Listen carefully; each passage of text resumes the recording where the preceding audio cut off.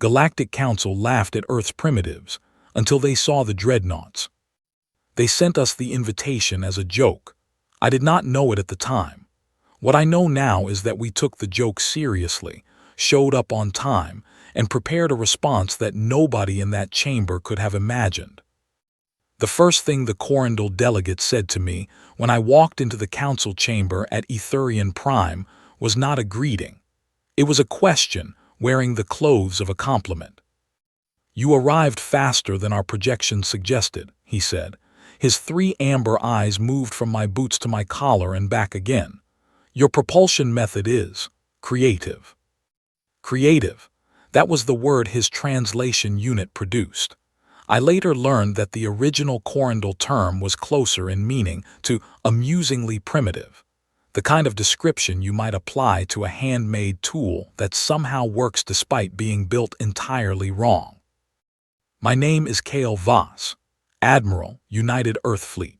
On the morning I walked into that chamber, I was 44 years old, 21 years into active service, and briefed so thoroughly on Galactic Council protocol that I could recite the seating arrangements without looking.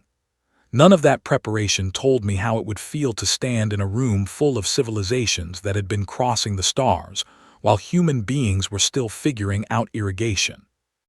Etheran Prime was built inside the hollowed-out core of a dead star. That single fact should tell you everything about the scale of what humanity had just introduced itself to. The central chamber held representatives from 47 spacefaring species, arranged in concentric rings rising toward a ceiling 300 meters above the floor. Colored light shifted when each species spoke, a system of diplomatic accommodation refined over 10,000 years. Every procedure, every gesture, every protocol in that room had been refined over 10,000 years. Earth's delegation sat in the outermost ring, the observer tier. The plaques attached to our seats translated roughly as guests pending formal review. I sat in mine and looked down through the rings below, all those creatures going about the business of governing a galaxy, and tried not to think about what it meant to be the last seat from the center. My aide, Lieutenant Nina Holt, leaned in close. She told me quietly that the UES Unyielding had been assigned to Docking Bay 47. The one near the maintenance access corridors at the far end of the station. She delivered the information the way she always delivered news she did not like, flat voice, steady eyes, jaw barely tighter than usual. "Noted," I said. The session opened with a formal reading by the presiding chair, Sorvith, a Corundal elder who had held his position for 312 years. He was tall and gray-skinned, and moved with the slow, unhurried certainty of something that had watched empires come and go, and was not particularly impressed by either.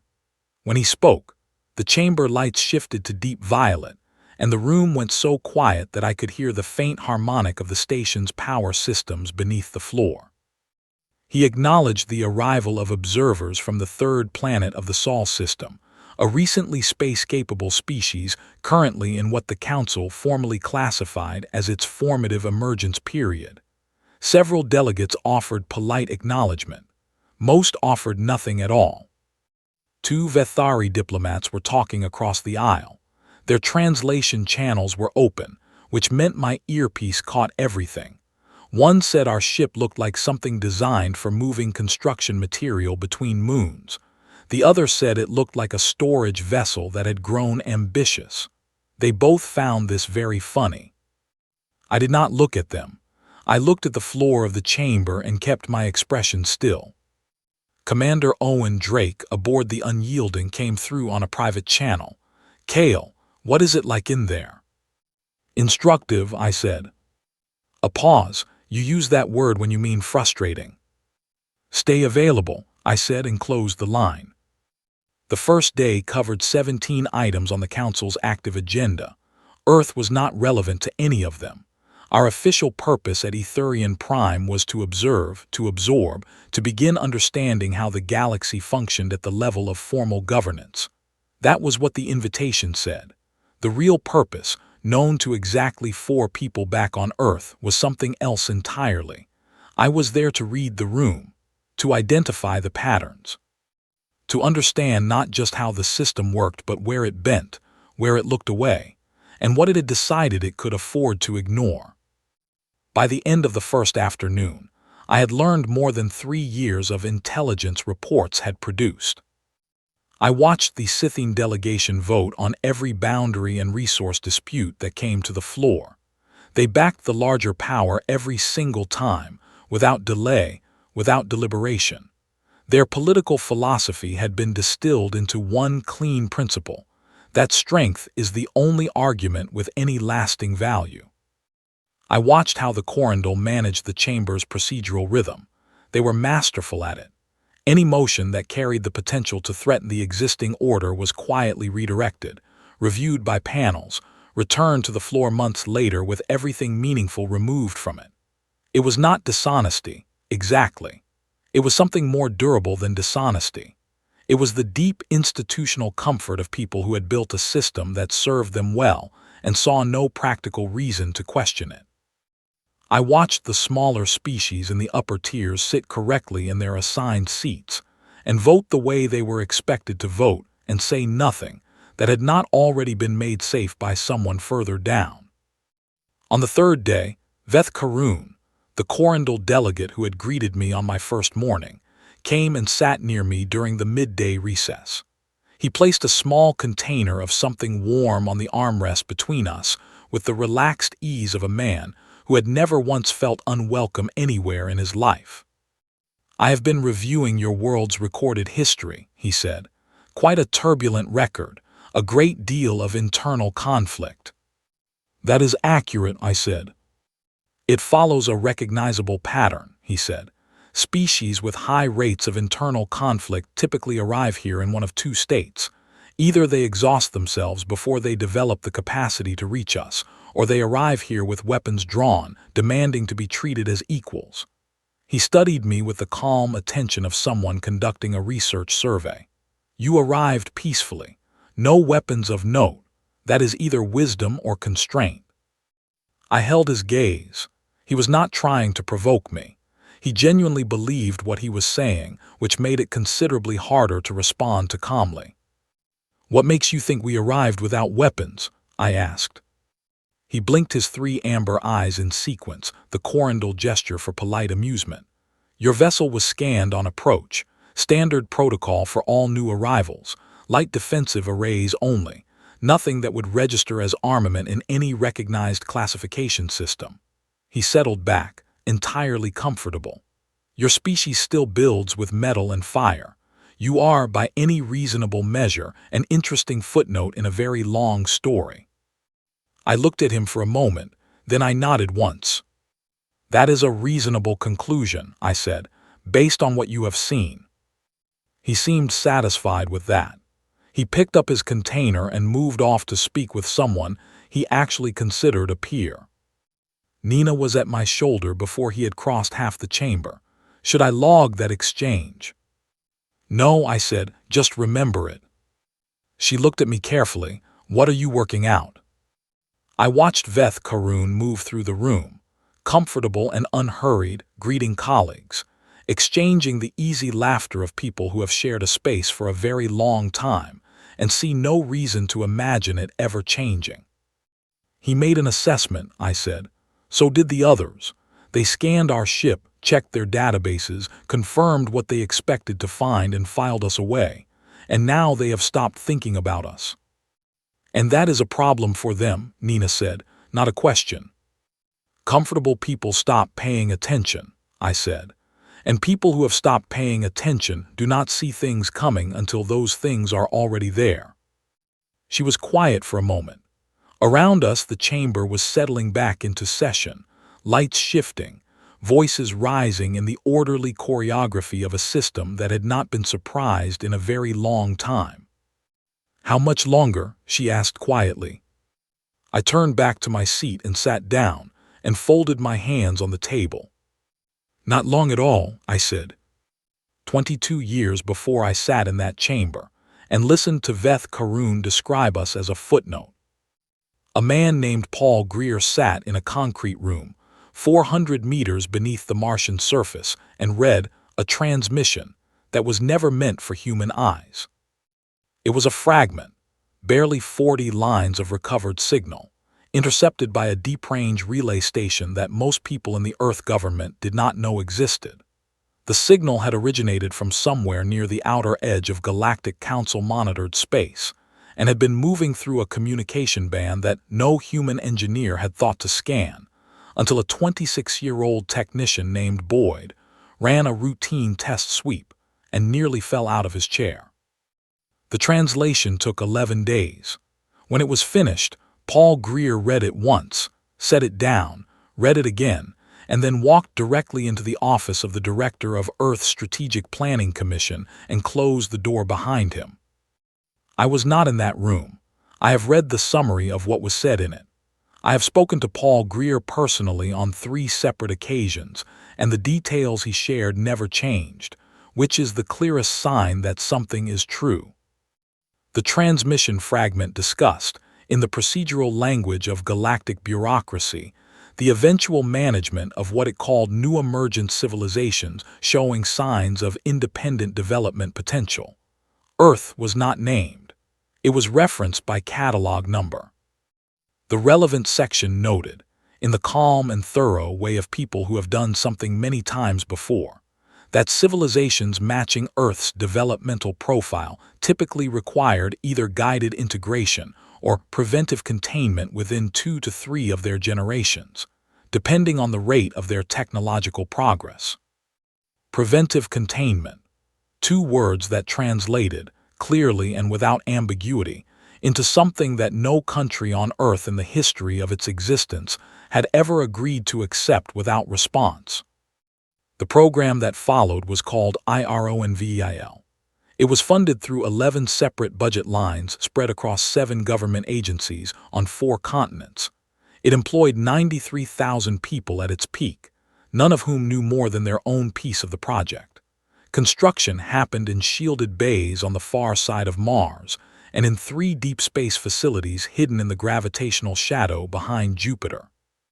The entire program was organized around one shared understanding, that if Earth ever announced what it was building, the Council might move before the building was finished. So Earth announced something else entirely. We launched our civilian fleet development program publicly and with great enthusiasm. We invited Council observers to tour our shipyards. We published our propulsion research in open scientific journals that the Vethari and Corindel monitored and filed away under primitive but earnest. We were exactly what Veth Karun expected us to be in every public forum at all times. And while he was busy confirming his expectations, Paul Greer and 93,000 people were building something that had no equivalent in any Council database. The key was compression. Other spacefaring civilizations had developed their military technology over thousands of years, each generation building incrementally on the last, no single period of development pushing too far or too fast because there was no specific reason to hurry. Humanity had a reason. Humanity had read the transmission. We compressed into 22 years what the Corindel had taken 2,000 years to develop. And we did it the way humans always do things when they are genuinely afraid, with complete, consuming focus and absolutely no restraint. I was brought into IRONVEIL in its 14th year. By then the design phase was finished, and the first 3 hulls were under construction. Paul Greer sat across a table from me in that concrete room and laid out what we had built and what we intended to do with it. And I will admit that I sat very still for a long time before I said anything. The vessels were designated Wrath-class heavy dreadnoughts. Each one was 4.2 kilometers long. Their armor systems used a reactive composite material that did not appear in any known Council database because we had developed it ourselves, from scratch, in a materials laboratory in New Zealand. Their propulsion used a compressed faster-than-light drive that produced a signature so clean that Council sensor systems would initially classify it as a natural spatial anomaly rather than an artificial drive signature.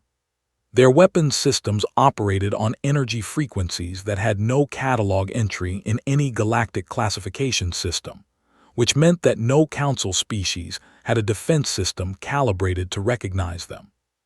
Paul Greer told me that the first time he saw the lead vessel in its completed frame, sitting in the dark behind Jupiter with no running lights, he stood in the observation bay for a long time and could not speak. I understood that completely. I was thinking about all of this when I sat in the Council chamber on the 5th day of our visit and watched the session that changed everything. It started quietly, the way most significant events do. A Dalkkai representative, a small four-armed creature who could not have weighed more than 40 kilograms, stood at the floor-level speaker's position and addressed the chamber in a soft, measured voice. The Dalkkai were a species of roughly 800 million people, unaligned, non-aggressive, occupying a modest cluster of worlds near the outer boundary of Scythian space. They were not Council members. They had come as petitioners. Their petition was simple. The Scythian Empire had begun moving military assets into Dalkkai territory. Supply lines had been cut. 3 of their outer settlements had been forced to comply with new Scythian administrative protocols that effectively ended their self-governance. The Dalkkai representative stood at the floor and stated all of this calmly and precisely, and then asked the Council what it intended to do. What followed was a masterclass in saying nothing through a great many words. The Corundal chair referred the matter to the Boundary Relations Committee. The Boundary Relations Committee noted that a formal review process required 60 days for preliminary assessment. A Vethari delegate suggested that the situation might benefit from a facilitated dialogue between the relevant parties. The Scythian delegate stated that the administrative changes in question were an internal matter of Scythian sovereign management and not subject to Council review. 3 other delegates said nothing at all. The Dalkkai representative stood at the floor position and listened to all of this and did not move. When the last delegate had finished, she asked, very quietly, whether the Council considered 800 million people a matter worth reviewing in under 60 days. The chamber moved on to the next agenda item. I watched her walk back to the petitioner's gallery and sit down. She sat very straight and very still, and her 4 hands were folded in her lap, and she did not look at anyone. Something settled in my chest that I did not have a clean word for. It was not anger exactly. It was the feeling you get when you see a system prove, in a single moment, exactly what it is. I opened a private channel to Owen Drake on the Unyielding. "Owen," I said quietly. "Go ahead," he said. "Run a pre-departure check. Full systems. I want us ready to move within 2 hours." A pause. Understood. Anything I should flag to Earth? "Not yet," I said. "I will handle that myself." I closed the channel and sat for a moment with my hands flat on the desk. Nina was watching me from my left, and I could feel her waiting. I opened the encrypted direct line to Earth, not the diplomatic channel, the other one, the one that went to 4 people and 4 people only. I typed 12 words. Authorization request. Deploy IRONVEIL Phase 1. The Council just showed us who they are. I sent it and closed the line and sat back. The session continued around me. Sorvith was speaking about a trade route adjustment near the outer arm. Delegates were reviewing their screens. The lights in the chamber were cycling through their careful, practiced colors. Nina leaned in. "How long for a response?" "I do not know," I said. The response came in 4 minutes, 2 words. "Already moving." I read it twice. Then I put the communicator away and looked at the Dalkkai representative sitting in the petitioner's gallery, her hands still folded, her back still straight, watching a session that had already decided she was not worth hurrying for. I thought about Paul Greer in his concrete room reading a transmission that was never meant for us. I thought about 93,000 people in shielded bays who had given 22 years of their working lives to a project most of them would never be able to explain to their families. The response had come from Paul Greer. I knew his rhythm in those 2 words. He did not waste language. What that message meant, in practical terms, was this. 14 vessels that had spent 22 years being built in secret were now moving away from their construction bays for the first time under their own power. 14 vessels that no database in the galaxy had a record of carrying crews that had trained in simulation environments so realistic that half of them occasionally forgot which one they were in. Moving through space with drive signatures that would read, to any council tracking system, as natural phenomena. I had seen the full vessel manifest once. Paul Greer had brought me to the Jupiter facility 18 months earlier, on a transport that ran without navigation beacons, and arrived in a bay that did not appear on any public registry. He showed me all 14 hulls in their final configuration, and stood beside me in silence while I looked at them. Even knowing what they were, even having read every specification document, seeing them in physical space was different. They were not beautiful, not in the way a civilian ship might be beautiful. They were precise. Every surface, every angle, every visible system was placed exactly where it needed to be and nowhere else. They looked like instruments rather than vessels, made entirely with purpose and not at all with decoration. "We built these in 22 years, I said. 22 years, 4 months, and 11 days, Paul Greer said. Some of these people have not taken a vacation in a decade. Do they know what they built? I asked. He was quiet for a moment. They know it matters, he said. That was enough. Sitting in the council chamber, watching 47 civilizations shuffle a small species to the bottom of their agenda, I thought about that answer. That it was enough to know it matters. That purpose, held clearly and long enough, could carry people through more than any of them thought possible. The session ran another 3 hours. I attended every minute. I answered questions from observers of smaller species with courtesy. I said nothing interesting. When the session closed, I walked back toward docking bay 47, and Nina walked beside me, and neither of us spoke until we were through the unyielding's boarding corridor and the external door had sealed behind us. Owen Drake was waiting at the end of the corridor. He looked at my face and then looked away. They are in transit, he said. 41 hours to the Dalkkai boundary at current drive speed. Good, I said. Kale, he said. He stopped walking. When they get there, it will not be reversible. No, I said, it will not. He nodded slowly. He had known this was coming. We all had, in the way that you know a storm is building before you can see it, not from knowledge but from the particular feeling of the air around you.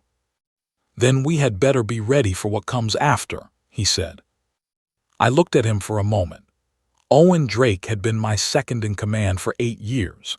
He was one of the steadiest people I had ever served beside, not steady in the way of someone who never feels uncertainty, but steady in the way of someone who feels it clearly, accounts for it honestly, and then moves anyway. We are already in the after, I said. It started the moment they scanned our ship and decided they already knew everything they needed to know about us. He was quiet, then he said 41 hours. 41 hours, I agreed, and walked to my cabin and did not sleep at all. The 41 hours passed the way hours pass before something enormous and irreversible happens, very slowly, and then suddenly all at once. I was in the council chamber when the alerts came through, not on the public display systems. Those came later. The first alert was a quiet vibration against my wrist, 3 pulses in sequence. Nina, sitting to my left, felt hers at the same moment. Her eyes moved to mine and I gave the smallest nod. They had arrived. The session in progress was a discussion about grain trade route adjustment near the Vethari outer systems. Sorvith was presiding with his usual unhurried precision. Nobody in the chamber had any reason to check their long-range sensor feeds. On the public display at the chamber's center, which showed a real-time navigational overview of monitored space, 14 small contact indicators appeared near the Dalkkai boundary. They appeared not with the sharp geometric signature of a ship dropping from faster-than-light travel, but as a slow, gradual brightening, like stars resolving through haze. The Council's automated tracking system, which had been scanning that region of space for 1,000 years, classified them as probable natural phenomena. Spatial density fluctuations, the system noted, in a sector with a history of low-level energy variation. Nobody looked twice. I kept my eyes on the Scythian delegation. Delegate First Commanding Vraked, a broad, dark-scaled figure who had sat in the same seat for 40 years, was still focused on the trade route discussion. He had not checked his feeds. 11 minutes later, he did. I watched his head turn toward his display. I watched the stillness that moved through him. I watched him lean forward slightly, then reach for his communicator. The conversation he had was short. When it ended, he sat back, and his expression had changed in a way that started subtle and then became very clear. The Scythian military feed, which ran on a separate encrypted channel, had identified the contacts as artificial. Their recognition system, unlike the Council's general tracking, was calibrated more finely for ship signatures. It still could not identify the drive type. It still could not find a match in any database, but it knew what it could not classify, and it knew that something was there that should not be. A Scythian rapid response fleet of 12 warships had been on patrol near the Dalkkai boundary as part of the ongoing administrative enforcement that the Council had so recently determined was an internal matter. Those 12 ships received new orders. They moved to intercept. What happened next, I watched on a small display screen set to a private feed connected to the Steadfast bridge. Captain Lena Marsh, commanding the lead vessel from the forward bridge, had opened a tactical channel to all 14 ships. Her voice, when I heard it, was completely level. All units hold formation. We are broadcasting the standard withdrawal demand now, 30 minutes from transmission. Nobody moves before that window closes. The demand was sent to the Scythian fleet in clear, open signal on every available frequency. It was short. It stated that the forces of the United Earth Fleet had positioned themselves in defense of the Dalkkai sovereign boundary. It stated that the Scythian fleet had 30 minutes to begin withdrawing across the boundary line. It stated that this was the only transmission that would be sent. In the council chamber, the Scythian diplomatic aide who monitored live military feeds received the transmission and immediately walked it to Delegate Vraked. I watched Vraked read it. I watched the range of things that moved across his face. Confusion, then calculation, then something close to dismissal. He looked across at me, he said nothing. He turned back to his screen. 31 minutes later, Lena Marsh's voice came through my earpiece. Window closed. Scythian fleet has not withdrawn, engaging. What I watched on that small private screen in the next 9 minutes, I have never been able to describe with complete accuracy. Not because I lack words, but because the experience was so different from any combat I had studied or participated in that the usual vocabulary does not quite fit. The Scythian fleet of 12 ships had fought in 37 recorded engagements. They were experienced, disciplined, and equipped with weapon systems the Council classified in the upper tier of active military capability. Against any known force, in a standard engagement, they would have been a serious opponent. They were not in a standard engagement. The Steadfast and 2 of the other dreadnoughts moved forward while the remaining 11 held their flanking positions. The energy signatures they emitted as they powered to combat configuration did not match anything in the Scythian targeting systems. 3 Scythian ships fired immediately. Their weapons struck the Steadfast's forward hull, and the reactive armor absorbed them completely, and the Steadfast did not slow. What followed was extraordinarily precise. The dreadnoughts did not try to destroy the Scythian ships. Every weapon's discharge was calculated. Drive systems were targeted first, then weapons arrays, then navigation. Each Scythian ship was, within 2 to 4 minutes of the engagement opening, rendered unable to move. unable to fire and unable to communicate outside its own hull. The ships were intact. The crews were alive. All 12 vessels sat in place, dark and silent, pushed back 3,000 kilometers across the boundary line, going nowhere. Total engagement duration, 9 minutes and 17 seconds. In the council chamber, the public display had finally updated. The contact indicators that had been classified as natural phenomena now carried new tags: unidentified artificial vessels, class unknown, military configuration. 12 Scythian warships, inactive. Earth fleet vessels, designation Wrath class, no existing classification match. The chamber went completely silent. I do not mean that conversations faded. I mean that the constant ambient sound of 47 species conducting the business of galactic governance, the murmur of translation, the movement of chairs, the quiet exchange of data, all of it simply stopped. For 12 full seconds, which is a very long time in a room that is never quiet, nobody said a word. Sorvith, the presiding chair, did not move in his seat. He looked at the display for a long time. Then he looked at me. I was already looking at him. The Vethari diplomat who had compared our ship to a storage vessel was staring at his display with an expression that no translation unit in the chamber appeared to have a word for.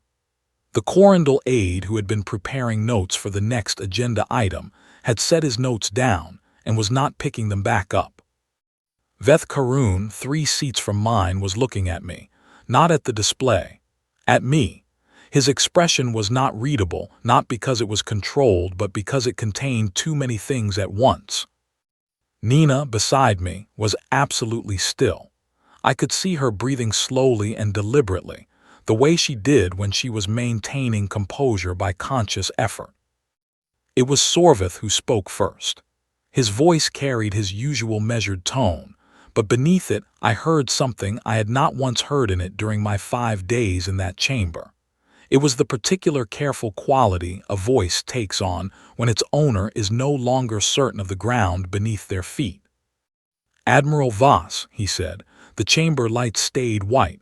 Nobody had a color assigned for a moment like this. "These vessels belong to your fleet."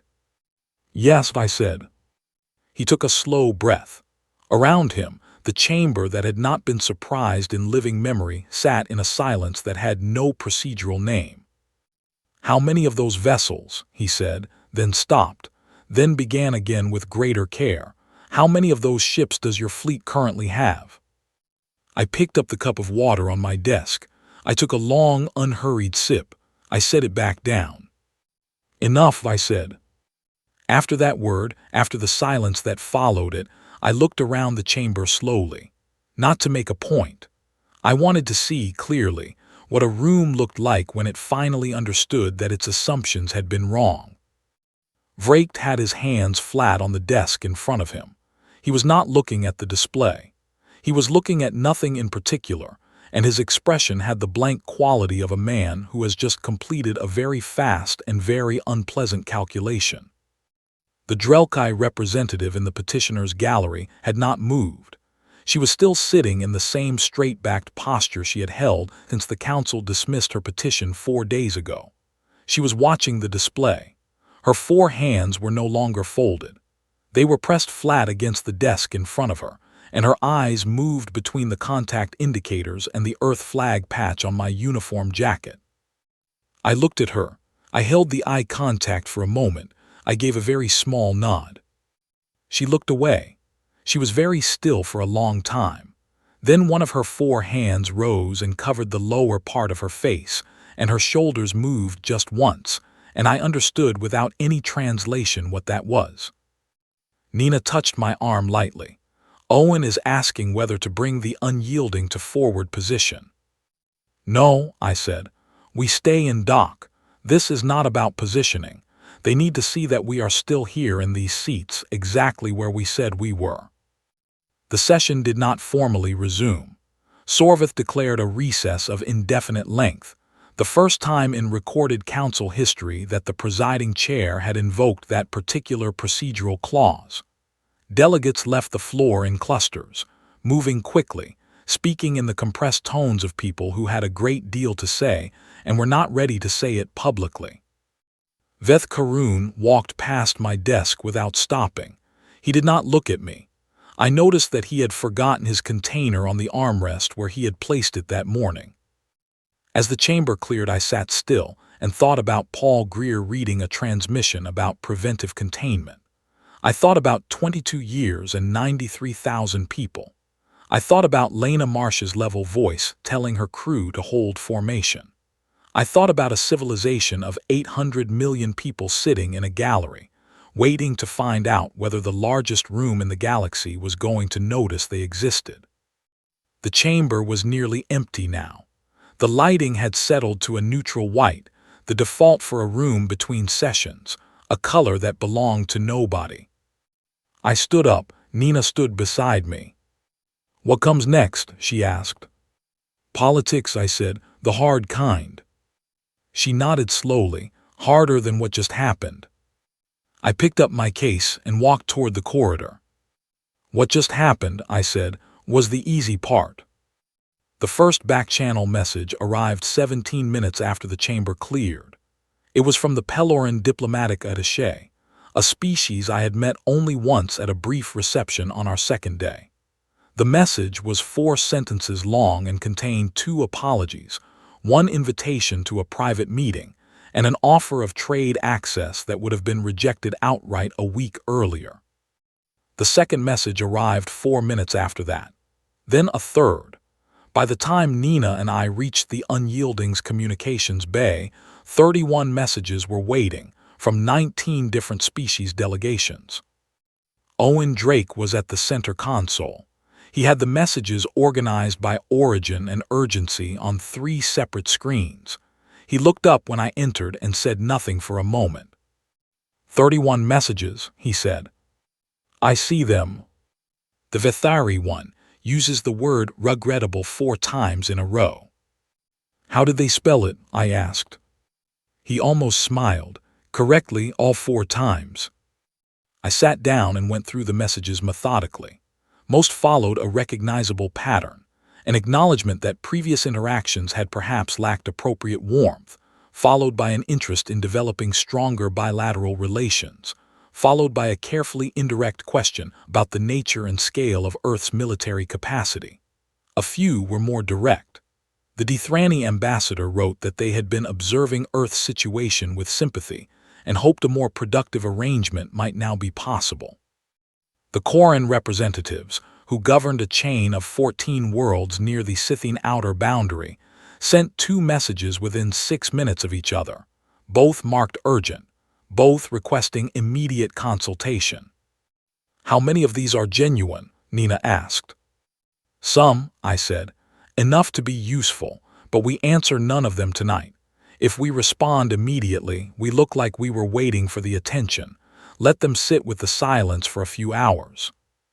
The formal notification came the following morning.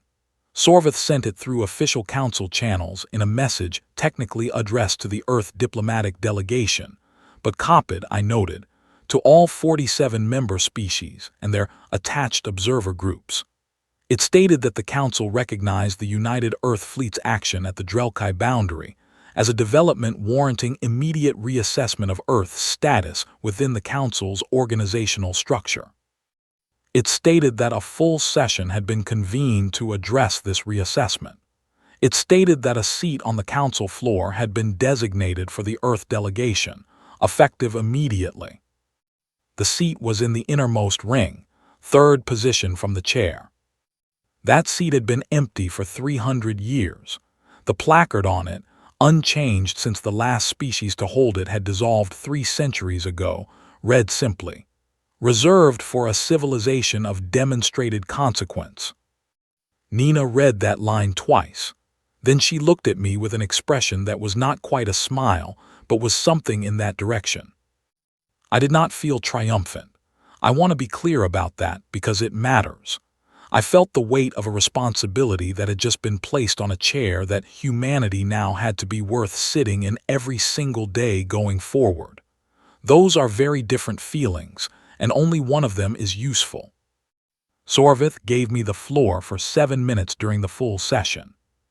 7 minutes was the standing allocation for new presentations to the full council. Some species had used theirs to introduce their homeworld. Some had used theirs for formal declarations of peaceful intent. One species, 400 years ago, had used theirs to list their military victories. I used mine differently. I stood at the floor position where the Dalkkai representative had stood 4 days earlier, and told the assembled council something I had been thinking about since long before I arrived at Etheran Prime. I said that humanity had not built its fleet in secret because it wanted to surprise the galaxy. It had built in secret because it had intercepted a transmission discussing preventive management of emerging civilizations, and it had made a clear-eyed decision that the only response to being underestimated was to be quietly and comprehensively ready. I said that the ships that responded to the Dalkkai situation were not a threat to the Council or to any species on its floor. They were a commitment to the principle that 800 million people were not less important simply because they were smaller or less organized than the powers that bordered them. I said that Earth was not interested in replacing the existing order with an Earth-centered one. We were not interested in becoming the new version of the thing we had just demonstrated a problem with. What we were interested in was a system that actually worked for the species inside it, not just the ones who had arrived earliest and built the largest chairs. 7 minutes, I kept exactly to the time. When I returned to my seat, the chamber was quiet again, but differently quiet from the silence that had followed the battle feed. That silence had been the silence of shock. This one was the silence of consideration, which is a different thing and, in my experience, far more valuable. The Coran delegate asked through proper channels whether Earth would be open to discussing its defensive commitments in more formal terms. I said yes. The Dethrani asked whether Earth's fleet could operate simultaneously in multiple regions of space. I said that was a question for appropriate bilateral settings. The Peloran sent another back-channel message that said simply, "Well spoken," with no requests attached. Those were the easy conversations. Vrakht filed a formal protest the following morning. It accused the United Earth Fleet of illegal military intervention in a matter the Council had already determined to fall within sovereign jurisdiction. It requested that the Council impose a review period on Earth's military activities pending a full investigation. It was signed by 3 other species delegations whose names I noted carefully: Vethari, the Thel, and a small species called the Etheran whose delegate had barely spoken in any session I had attended. I needed to understand the Etheran's motivation clearly and quickly. Owen handled the counterfiling.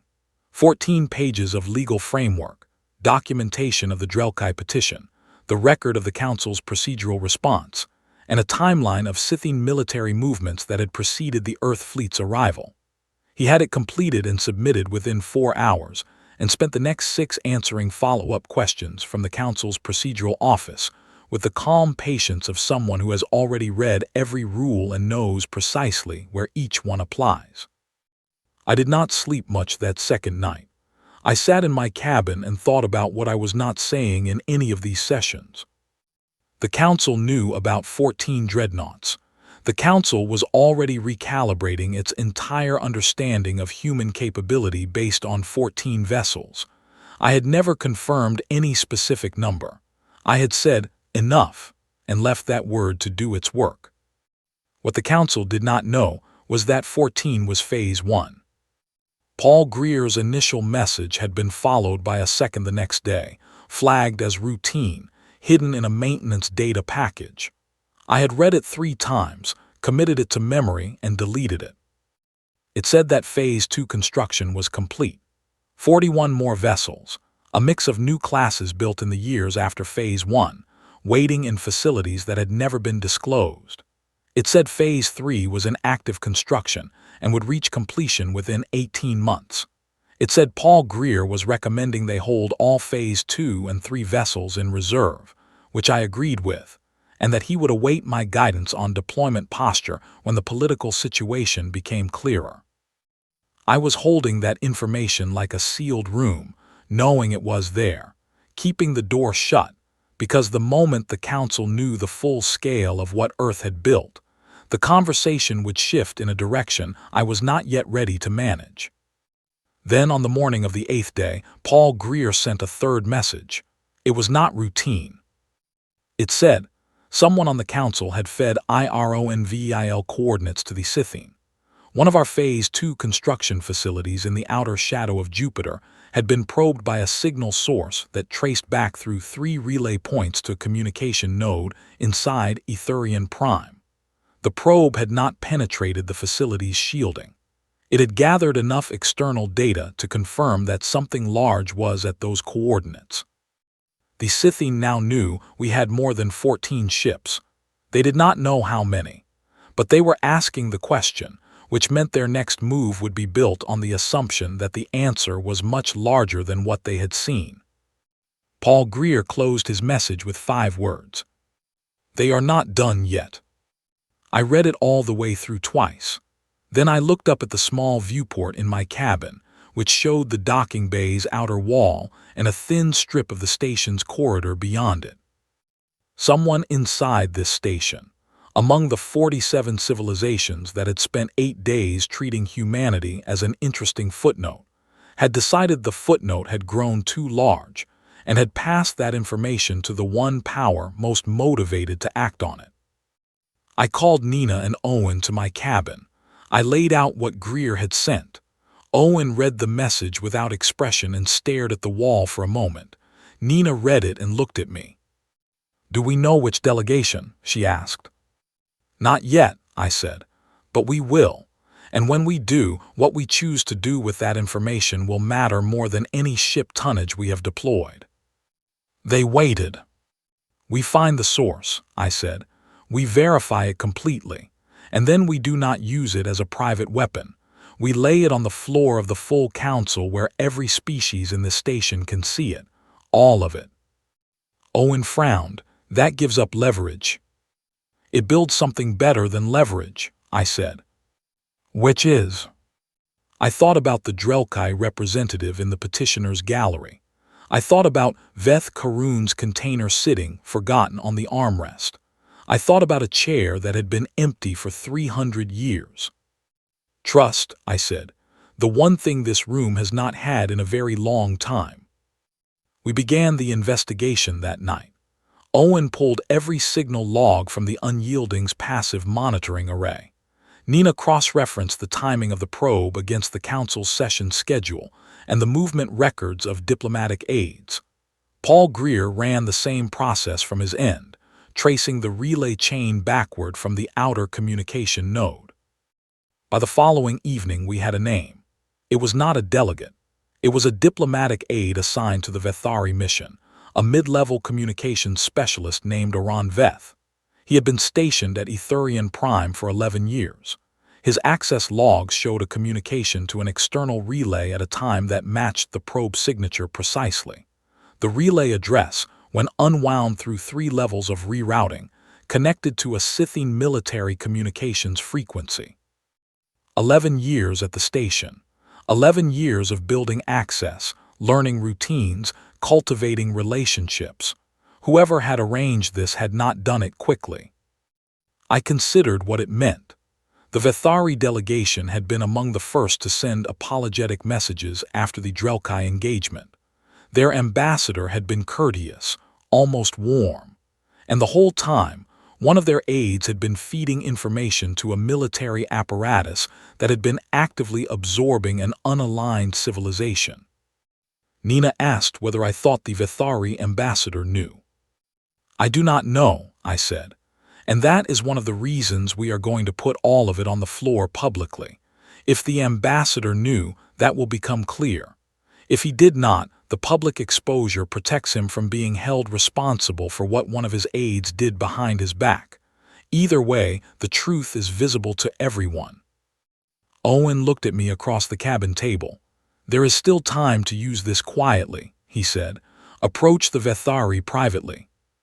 Let them handle it internally in exchange for guaranteed alignment on any accountability proposal. He was not wrong that this was an option. He was presenting it because he was thorough, and it was his job to ensure I had considered every available path. Yes, I said, and then we become the same thing we just demonstrated a problem with. A system that manages information privately, that trades in quiet arrangements, that makes sure the right people stay comfortable. I shook my head. The only difference between us and the old order, if we do it that way, is which species is comfortable. He nodded slowly. Then we go public. Fully public, I said. Every record, every relay address, every timestamp. We walk into that chamber and put it on the central display where any delegate with a translation unit can read it. That will be chaos, Nina said. Yes, I agreed, the productive kind. We spent the rest of the night preparing the documentation. Owen organized the technical evidence. Nina prepared a formal council floor submission through the correct procedural channels, which meant it would appear on the next session's agenda and could not be redirected to a subcommittee without violating 3 separate council protocols that the Corundel had spent centuries constructing to protect their own procedural control. At one point, around 3 in the morning station time, Nina set down her work and looked at me. Kale, she said, do you actually believe this will work? I thought about the question the way it deserved. I believe there is no version of what we want to build that starts with us doing the same things we are trying to stop, I said.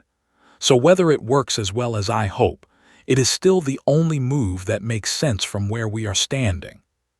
She was quiet for a moment, then she picked up her work and continued. By morning, the submission was filed. The evidence package was sealed with council authentication codes. The session was scheduled for the following day. And somewhere in the station, in an office I had never entered, a Vethari diplomatic aide named Oran Veth went about his morning routine, unaware that everything was about to become very, very visible. The session convened at the 9th hour of the station's morning cycle. I was in my seat in the inner ring when Sorveth called the floor to order. The lights shifted to their opening neutral, and the familiar ambient sound of 47 civilizations settling into position filled the chamber. The evidence package was item 3 on the agenda. Items 1 and 2 were procedural housekeeping, and I sat through them without impatience, watching the room without appearing to watch it. Veth Karun was in his seat. He looked no different from any other morning, which either meant he did not know what was coming, or meant he was very good at appearing not to know. I had not yet determined which. Vrakht was reviewing something on his personal display with the focused expression of a man who has a plan and is checking his preparation. When item 3 came to the floor, Sorveth read the submission heading in his measured, violet-lit voice, and a silence of a different quality from any I had heard in that chamber settled over the room. The heading said, Evidence of coordinated intelligence transfer from within Etheran Prime to Scythian military communication channels, submitted by the Earth delegation, concerning the unauthorized disclosure of classified Earth Fleet facility coordinates.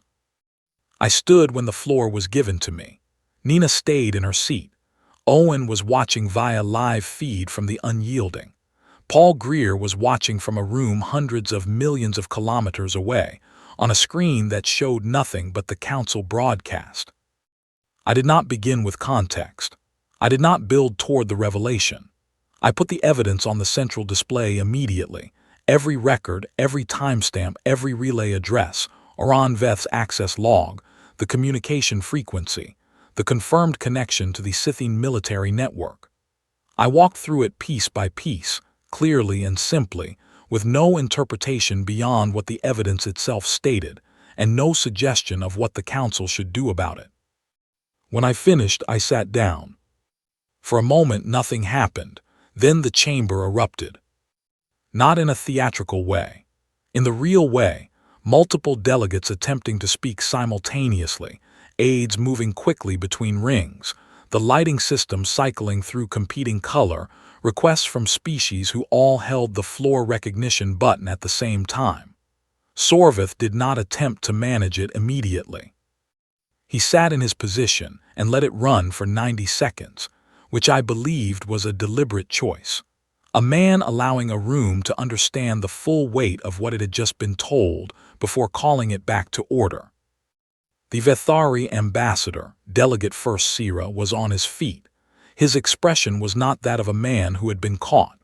It was that of a man who had just been handed a disaster he had not created and was now responsible for containing. I watched him speak rapidly to two aides who then moved with urgency. That told me what I needed to know about his involvement. Veth Karun, 3 seats from mine, was completely still. He was looking at the central display. He stayed still for a long time. When he finally looked at me, his expression held something I had not seen on a Corundal face before.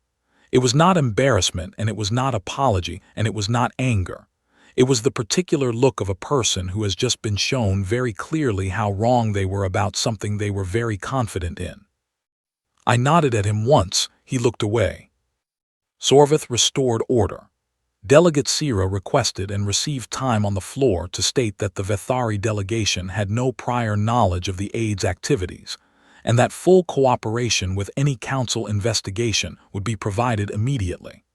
He said this clearly and without qualification, and I believed him, and I noted that the clarity of his statement was made possible precisely by the fact that we had placed the evidence in public view rather than using it to extract a private arrangement. Vrake said nothing through the entire opening exchange. His silence lasted, and it was a different kind of silence from Sorvith's deliberate pause. It was the silence of a man calculating what he could still save. He calculated too slowly. He spoke next, and what he said changed the session entirely. He said, in the flat declarative tone of someone releasing something they have been holding a long time, that the Council should understand the broader context of Earth's military development and the Council's own historical policies regarding new emergent civilizations. He said that if evidence packages were being entered into the public record, there were other records the Council floor deserved to review. He entered a classified archive into the Council record. I did not know what was in it. In the fraction of a second before it appeared on the central display, I considered the possibility that Vrake was about to produce something that significantly damaged Earth's position, and I held that possibility without flinching and watched the display. What appeared was not specifically about Earth. It was an internal Council communication record from 340 years ago between the 4 founding species of the modern Council structure, including the Corundal. It discussed, in the careful procedural language of old bureaucracy, a framework for managing civilizations showing rapid independent development potential. The framework had 3 stages. The first was monitoring. The second was strategic integration, meaning guided assimilation into Council-dependent systems. The third, for civilizations that resisted integration, was containment through coordinated external pressure from aligned Council members. Earth appeared in an appended list at the end of the document, not by name, by catalog number, the same catalog number from the fragment that Paul Greer had read 22 years ago in a concrete room beneath Mars and taken directly to his director's office and closed the door behind him. The chamber did not erupt this time. It went very quiet. The quiet lasted longer than any silence I had experienced in that room, long enough that Sorvith did not attempt to fill it. He sat in his position and looked at the document on the central display and said nothing. A delegate from one of the smaller species in the middle rings stood without waiting for formal recognition. She said, in a voice that carried clearly through the silence, that her civilization had been advised 30 years ago to restructure its economic partnerships in a way that moved them into significant dependence on Corundal supply chains. She asked whether this restructuring had been recommended in good faith, or as a component of a strategic integration process. she had not been informed existed. Nobody answered, but the question stayed in the chamber's air with the weight of something that was not going away. A second delegate stood, then a third. Each one had a version of the same question, dressed in the specifics of their own civilization's experience but pointing at the same center. Vrakht had done something remarkable, which was not at all what he intended. He had tried to introduce enough chaos to shift attention from the Scythians' position. What he had actually done was open a floor to every species in the room that had been sitting quietly in their assigned tiers for years, voting the way they were expected to vote, and saying nothing that had not been cleared by someone below them. They were not quiet anymore. Sorvith let it run. An hour passed, then another. Statements were entered into the official record, questions were posed formally, documentation requests were filed. The Corindal delegation went through a visible sequence of internal consultation. 2 of their delegates left the floor briefly and returned looking as though they had been through a difficult conversation at considerable speed. At the 3rd hour, I requested the floor. Sorvith gave it to me without hesitation. I stood at the position where I had stood before and looked out at a chamber that was no longer the same room it had been at the session's opening. Not because anything physical had changed, but because the assumptions that had held its particular arrangement in place for a very long time had been publicly examined and found to be something other than what they claimed to be. I said that I did not think the council should be dissolved. Several heads turned sharply at that, and I understood why. After what had just been placed on the record, calling for dissolution would have been the emotionally satisfying position. I said that dissolution would simply produce a power gap that would be filled by the same dynamics that had created the problem in the first place. The Scythian would move. The strongest remaining powers would consolidate. The smaller species would find themselves in a worse position than they currently occupied, and the Dalkkai would still be sitting in a petitioner's gallery waiting for someone to notice they existed. What I proposed instead was a compact of sovereign accountability. Not a reformed council, not a rebranded version of the same structure. A new foundational document with actual enforcement mechanisms, with independent review authority not controlled by the founding species, with explicit prohibitions on strategic integration pressure, applied without the knowledge and consent of the civilization being integrated, and with a clear, binding process for addressing complaints from any member or petitioner species. The compact included provisions protecting emerging civilizations from coordinated external containment pressure. It named the framework the archived document had described and banned it. I said that Earth would sign the compact and would commit a defined portion of its fleet to enforcement support. I said we were not offering to become the galaxy's primary military authority. We were offering to be one part of a system that actually functioned, if the other parts were willing to do the same. 7 minutes. I had been given 7 minutes for my floor time, and I used 6.5 and then sat down. The chamber was quiet for a long moment. Then the Corin delegate requested the floor. He said that his civilization supported the compact and would sign. The Etheran followed. Then 6 more species in the next 20 minutes from both the inner and middle rings. Veth Karun stood without requesting recognition, and Sorvith allowed it, which was a small violation of protocol that carried its own meaning. He said that the Corindal would require time to review the proposed compact's text before committing. He said this in a careful, formal tone.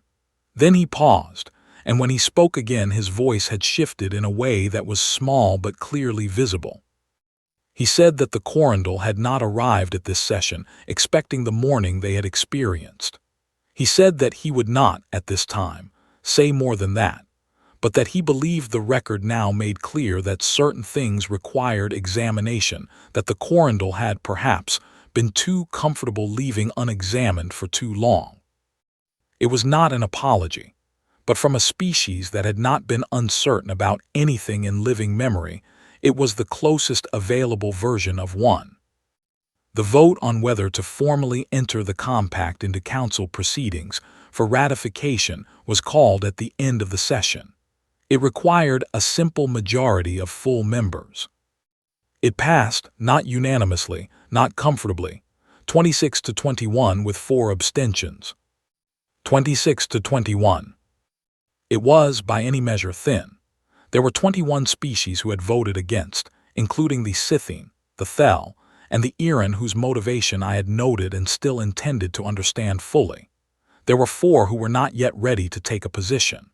There was a great deal of work still ahead: ratification negotiations, draft language disputes, the long grinding process of building something real from something that had just been voted into theoretical existence. But it had passed. I walked out of the session and through the corridor back toward the docking bay and thought, with the part of my mind that always keeps a practical accounting, about the distance between a vote in a chamber and a thing that actually functions in the world. It was a considerable distance. I had no illusions about that. Nina was beside me and Owen was on the channel from the Unyielding, and both of them were uncharacteristically quiet, which was its own kind of acknowledgement. I was standing at the viewport in the forward observation bay of the Unyielding, looking out at the station's interior structure, when the door behind me opened. The Dalkkai representative, Essa, stood in the entrance. She was small enough that the doorframe dwarfed her. Her 4 arms were folded loosely, and she looked around the bay with the careful, quiet attention of someone who takes note of everything out of long habit. She crossed to the viewport and stood beside me, and for a while we both looked at the station. "Your people were called primitives," she said. Her translation unit produced a gentle, precise voice. "I know," I said. "The Corundal delegate said it to you directly. I watched that exchange from the gallery." "He was working from available information," I said. "He made a reasonable conclusion based on what he could see." She was quiet for a moment. "My people have been called small," she said, "and unimportant, and not worth a subcommittee's time." She paused. "For many years I believed those assessments were correct because everyone with the authority to say otherwise seemed to agree with them." I looked at her. "What do you believe now?" I asked. She looked at the viewport for a moment, and I watched her think through the answer the way people do when they are not reaching for a comfortable response, but for a true one. "I believe that size is not the same thing as consequence," she said. "And I believe that what your people chose to do this week, specifically how you chose to do it, not the ships, not the vote, but the moment when you put the evidence on the floor and handed the council the truth without keeping any of it for yourself, that was the moment I understood what I was actually watching." I said nothing. I let her continue. "Anyone can build a large ship," she said. "The Scythian have large ships. The Corundal have large ships. What your people built in that chamber this week was something different." She tilted her head. "What do your people call yourselves?" I thought about Paul Greer in his concrete room. I thought about 22 years and 93,000 people who could not tell their families what they were doing or why. I thought about Owen Drake standing in a corridor saying that after a certain point there was no going back. I thought about the vote, 26 to 21, thin and real and nowhere near finished. "Accountable," I said. "We are working on it. We have been working on it for our entire history, and we expect to keep working on it for the rest of it. But accountable is what we are aiming for." She made a sound that her translation unit rendered as a soft kind of laughter, though the sound itself was warmer than any translation could quite hold. "That is a very honest answer," she said. "It is the only one I have," I said. She stayed at the viewport for a few more minutes and then said her farewell and left. I stayed a while longer. Outside in the docking bay. The Unyielding sat in Bay 47, still close to the maintenance corridors, still the furthest berth from the station core. We had not been assigned a different bay. We had not asked for one. Some things are worth leaving exactly as they are, as a reminder of where you started and what was said about you before you had a chance to say anything back. Somewhere beyond the station's outer hull, the Steadfast and her sisters were holding position in the dark, waiting for new orders, watching the boundary they had moved to defend. The Dalkkai worlds behind that boundary were quiet. The work ahead was complicated, and Long and I had no illusions about the 21 species who had voted against the compact or the 4 who had not yet decided. There would be more sessions, more confrontations, more moments when the comfortable and the powerful would decide that accountability was an excellent principle for other people to live by. We would be there for all of them. Not because we were the strongest thing in the room. We might not be forever, and strength alone was never the argument I wanted to be making. We would be there because we had decided, clearly and on the record, that the distance between what a system claims to be and what it actually does not close on its own. Someone has to stand in the gap and keep measuring.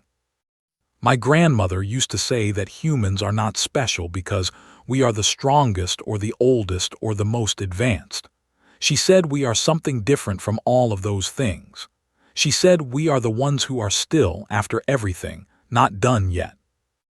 I looked out at the station built inside a dead star, at the civilization that had decided we were a footnote, at the space beyond it where 14 ships and their crews were holding a line because someone had asked them to. Not done yet. That felt, standing there at the viewport with the hum of the unyielding steady under my feet, like exactly enough.